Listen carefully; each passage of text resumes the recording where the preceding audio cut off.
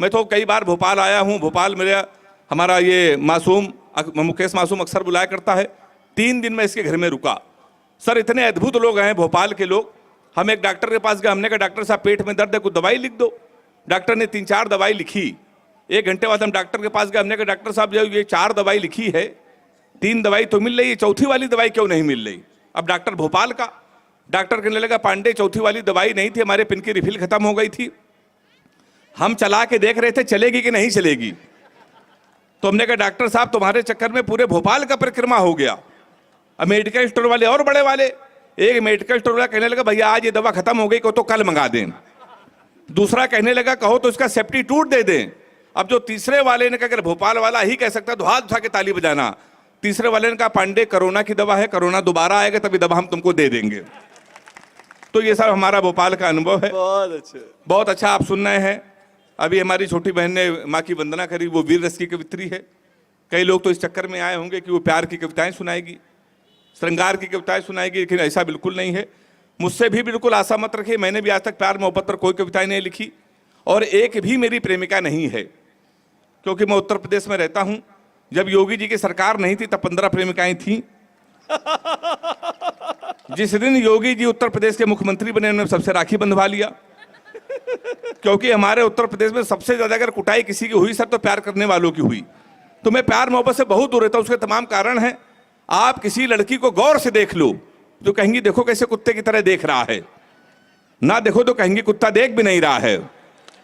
तो सर मैं बहुत दूर रहता हूं। लड़कियों की बीमारी है, किसी लड़की से आप कोई भी क्वेश्चन पूछ लो तो इतना उटपटांग जवाब देती हैं। हमने एक लड़की से पूछा, हमने कहा तुम्हारा फेवरेट कलर क्या है? हमसे कहने लगी स्टूपिड कहीं के, कोई मैच्योर क्वेश्चन नहीं पूछ सकते। तो हमने पूछा, हमने कहा 0.8 मिलीलीटर सल्फ्यूरिक एसिड को न्यूट्राइज करने के लिए कितने मोल बाइकार्बोनेट की जरूरत पड़ेगी? तब उसने बता रहा हमारा फेवरेट कलर पिंक है। तो सर मैं बहुत दूर रहता हूं भाई साहब। हमारा ये स्वयं है। हमसे कहने लगा भैया नाम में कुछ नहीं रखा, नाम में कुछ नहीं रखा। सर ये बिल्कुल सही कह रहा था, नाम में कुछ नहीं रखा है। मुस्कान नाम था उसका, वो हमारा नुकसान करके चली गई। फिर हम रोशनी नाम की लड़की में शिफ्ट हुए। 2.5 साल उसने भी हमको अंधेरे में रखा। लोग सही कहते हैं नाम में कुछ नहीं लिखा है। लड़कियों को देखिए, ये लड़कों का नाम मोबाइल में सेव करते हैं, my honey baby, my sweetheart, my जानू, माई डार्लिंग। इन बेचारे लड़कों को देखिए, ये लड़कियों का नाम मोबाइल में सेव करते हैं पप्पू हलवाई, राशिद प्लम्बर, मुन्ना हवलदार। ताली बजाइए हाथ उठा के जोरदार भाई, बहुत अच्छे। सर हमारे साथ तो अक्सर ये होता रहता है कि एक एक प्रेमिका को बांट कर ले गए और चौथी पंक्तियों में अगर आपको मजा आ जाए तो एक बार तालियों का महोत्सव आप करना कि एक एक प्रेमिका को बांट कर ले गए, जो नहीं माना उसे डांट कर ले गए, जिस पेड़ पे बांधा था मोहब्बत का धागा नगर निगम वाले उसे भी काट कर ले गए। तो हमारे साथ भाई साहब ये होता रहता है। अभी तो इन बड़े कवियों के आशीर्वाद से मैं दुबई गया। दुबई में एक होता है कवि सम्मेलन अंदाजे बयां। तो जब मैं दुबई गया तो हमारी वाली ने फोन किया। अच्छा हमारी वाली इसलिए कह रहा हूं कि आपको भ्रम लगे कोई है। हमारी वाली ने फोन किया, कहने लगे हमने सुना है दुबई में हो। तो हमने कहा सही सुना है। कहेंगे हमारे लिए दुबई से एक सोने की चैन ले आना।